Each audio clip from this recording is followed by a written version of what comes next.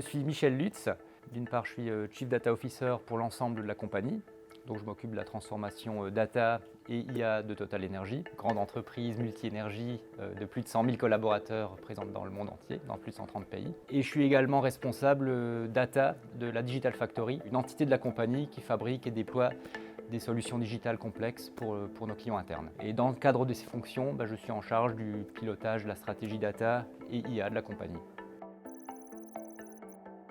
Total Energy a fait le choix d'investir beaucoup dans la Gen AI. On est une entreprise pionnière, on est depuis longtemps très friand, très utilisateur des méthodes d'intelligence artificielle.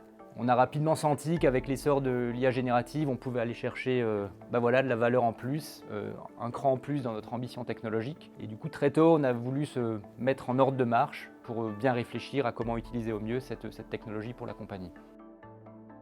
C'est une technologie qui évolue très très vite, donc il a fallu s'organiser pour tenir compte de ça. Donc tout l'objectif, c'est de trouver une stratégie qui permet à la fois de gérer le court terme, donc de faire des choses concrètes, créer de la valeur, prendre des décisions opérationnelles assez rapidement pour rester à la page, mais aussi d'anticiper le futur, parce que l'IA générative pose des questions, pose des problématiques, et tout ça, ça se traite dans le fond. Et du coup, tout notre travail, c'est d'arriver à jouer, déployer des choses rapidement, construire rapidement et anticiper l'avenir.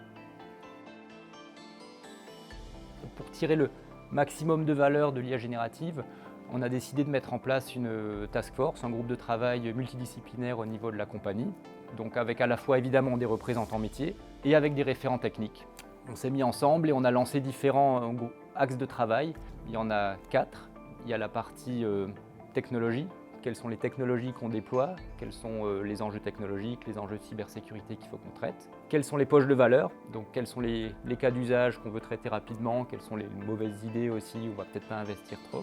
Il y a des enjeux autour de la partie cybersécurité, conformité, protection de l'information, très important sur l'IA générative, comment on adresse ces questions. Et enfin, dernier pilier, probablement le plus important, qui est l'humain, comment à la fois on embarque les gens dans cette transformation, et également comment on les forme, avec un effet assez massif, parce que l'IA générative, on est convaincu que c'est une technologie qui touche le plus grand nombre, et donc il y a vraiment une importance de diffuser cette culture, former les gens assez massivement dans la compagnie.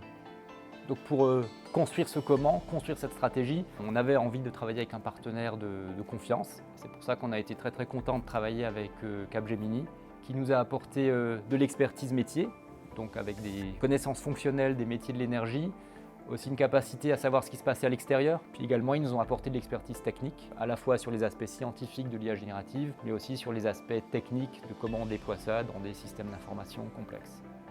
Nous avons aidé les équipes Total Energy à définir un framework qui a permis d'identifier et prioriser des cas d'usage métiers auxquels pouvait s'appliquer l'AI générative et leurs impacts sur la compagnie. Nous avons également travaillé conjointement avec les équipes Total Energy sur la définition d'une roadmap de mise en œuvre, tant sur les aspects d'operating model que technologiques, ainsi que de gestion du risque et d'adoption des collaborateurs. Donc les prochaines étapes pour l'intelligence artificielle générative chez Total Energy, c'est déjà déployer rapidement des outils qui nous permettent d'être efficaces et de bien utiliser cette technologie. Donc par exemple, on a décidé de déployer GitHub Copilot pour les développeurs, donc pour être plus efficace dans la production de logiciels. On continue aussi à étendre notre stack technique pour les développeurs internes d'intelligence artificielle, donc quels sont les bons composants techniques dont on a besoin pour faire nos propres développements. Enfin, continuer à aller chercher de la valeur. Donc là, on est très très actif avec les métiers pour vraiment s'attaquer au bon sujet. L'objectif, c'est pas de tester tout et n'importe quoi, mais de faire l'IA générative là où il y a de la valeur opérationnelle. Et puis bien sûr, continuer à travailler sur l'humain. C'est avant tout une transformation humaine, tout ça. Donc il y a d'énormes enjeux, ça va beaucoup bouger en 2024 sur la pédagogie et puis la diffusion de la culture autour des bonnes pratiques d'usage d'IA générative.